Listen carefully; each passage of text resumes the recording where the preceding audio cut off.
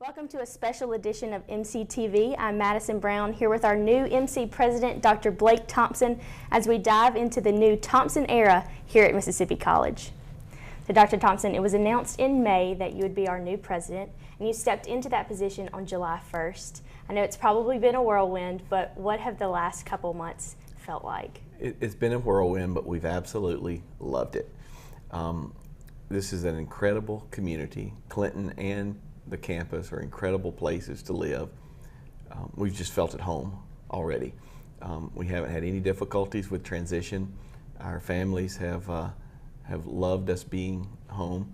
And I have to tell you that the Mississippi College family has just adopted us as their own, and we're so thankful for it. It was quite a drawn-out process choosing this new president, but what was it about MC that drew you to accept the position? Oh, you know, we knew about Mississippi College. We knew about the excellence and also the faith, right, that the institution stands for.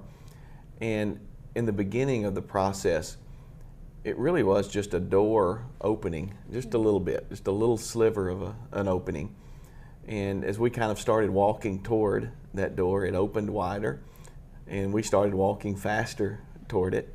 And it turned out to be the absolute right thing for us to do, and we are just thrilled that it worked.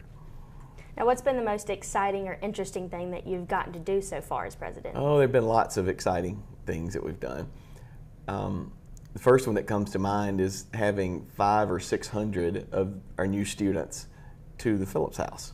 So we hosted, over the period of a few hours, we hosted probably close to 600 new students to campus. We wanted to welcome them to campus, and I think I shook every hand as people walked in, and I think I said goodbye to every single one of them as they left.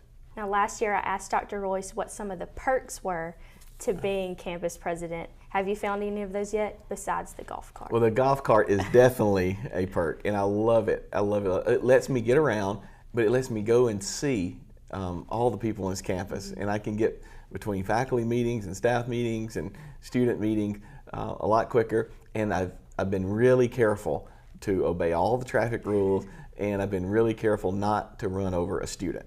That would be the worst thing that could happen. I tell you, we love being in Phillips House and being this close to campus and a part of the campus. It's a perk for us to be that close to this family. Now, obviously, Dr. Royce was such a staple on this campus, being here for 16 years. Did you get a chance to talk to him, and did he give you any advice on stepping into his shoes? I did. I spent quite a bit of time with Dr. Royce through the process. He still is helping me with transition as well. He's available to me. He's not, while he's physically left us, he still loves this place, and he's been incredibly gracious to me, and I'm grateful for the relationship I have with him.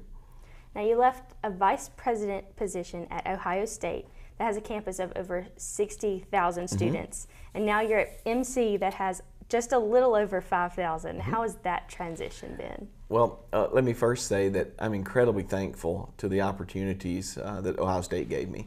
It was a wonderful professional time for me.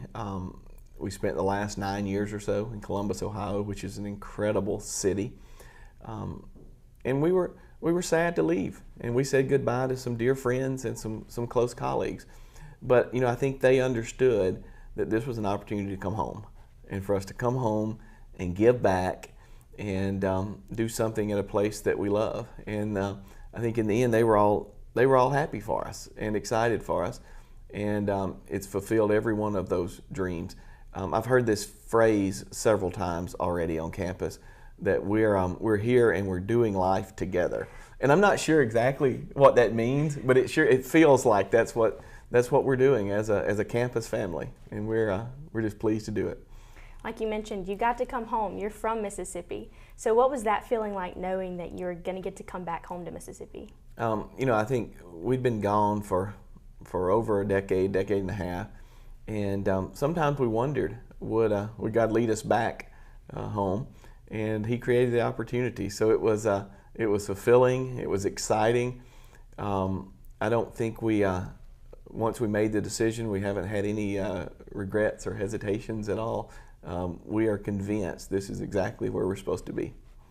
Now, you're really big on Twitter, and one thing that we've seen a lot is that you love Mississippi food. You love Mississippi barbecue. Yes. Have you found a favorite place around here? Oh, there's no way I could pick a favorite place, but I am spending my time on the road, and as I go south toward the coast or as I go north, I'm finding all the barbecue joints across Mississippi, and I love Mississippi barbecue, but don't think that I'm limiting myself just to Mississippi barbecue.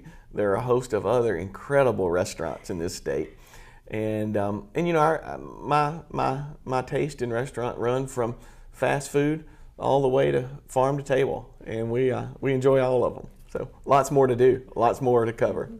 Now, living in Clinton, could you tell me what your favorite thing is so far of living in this city?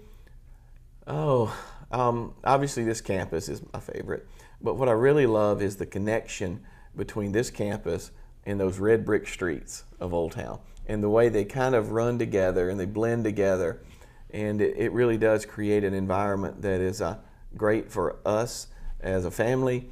I think it's an environment that's incredible for our students as well, and I actually think the people in Old Town, right, and the people that come to visit Old Town love the energy that being joined to a campus brings to all of us. So you're really big on Twitter, got a nice Twitter following right now. Is there anyone who doesn't follow you right now that you want to call out to follow you on Twitter? That's a great question. Well, you know, LeBron James and I both left Ohio at about the same time. So perhaps you guys could help me figure out how to have LeBron follow. LeBron James, you have been called out. Needs to follow MC. Now, speaking of Twitter, you had a follower war with the Clock Tower of Nelson Hall. Tell me a little bit how that happened and how that played out. Yes, so our public relations department, I believe, made the first suggestion of a little bit of a contest as I was wading into Twitter, and it worked really well. I want to say that I pulled off a victory, a tight victory with the Clock Tower, but the Clock Tower and I have become very close throughout this process, and I'm proud to say what close friends we are now. Okay, tell me the story about getting the game ball last night. So I was down the field after the game, and obviously I cheered really hard all night long, and one of the staff members came up afterwards and said, "Here, this is yours, your first one." And I took it, and I tucked it in my arm, and I have not let go of it the whole time. I don't have it with me at the table, but it's sitting right over there, and I'll grab it. You mean show it to you? Yes. Hold on, first game ball. And what I'm looking forward to is I want a volleyball, and I want a softball, and I want a soccer ball, and I want a track baton, and I want, and I always want to go down the list, a basketball, and all the rest of them too. I'm going to start a collection. You hear that, MC athletic teams? Our president needs a sports ball from every single team. Absolutely. Yes. All right, so now tell me a little bit about your family. You have 3 kids who made this move with you. How are they dealing with that? They're doing great. My favorite story is to tell when we announced in Ohio that we were coming home, that our kids, in their conversations with their friends at school, would say to their friends, "We're moving home." That's despite the fact that none of the 3 were born here and none of the 3 have ever lived here, but they still called it and referred to it as coming home. So Jan and I, my wife Jan and I, were very proud of them for saying that. Now, classes have already started, obviously, for this year, but what are you looking forward to for this 2018-19 year? I've got lots more students to get to know. I've had the chance over the summer to get to know some of our freshmen and transfer students, our orientation leaders and others, but I've got 5,000 plus new students that I've got to get to know, and I really look forward to. I'm also spending time wandering our buildings, sitting down with our faculty members, joining staff meetings, doing things to get to know this whole family. And what are your hopes for the future of your time here at MC? Oh, I hope Mississippi College continues to fulfill this mission that we have, right? We have a vision, I call it the head and the heart, right? A vision that talks about academic excellence, but at the same time remaining faithful. And I know we can do it. I'm excited about helping lead us toward that. And quite frankly, I think it simply fulfills God's calling for all of us. Finally, do you have anything else you want to say to the students, this community, the faculty, the parents of MC? I just want everybody to know how thrilled we are to be here and to be part of this incredible MC family. Well, thank you so much for taking time out of your busy schedule to speak with us. I'm glad to do it. I'm glad to do anything I can, right, to engage with this family.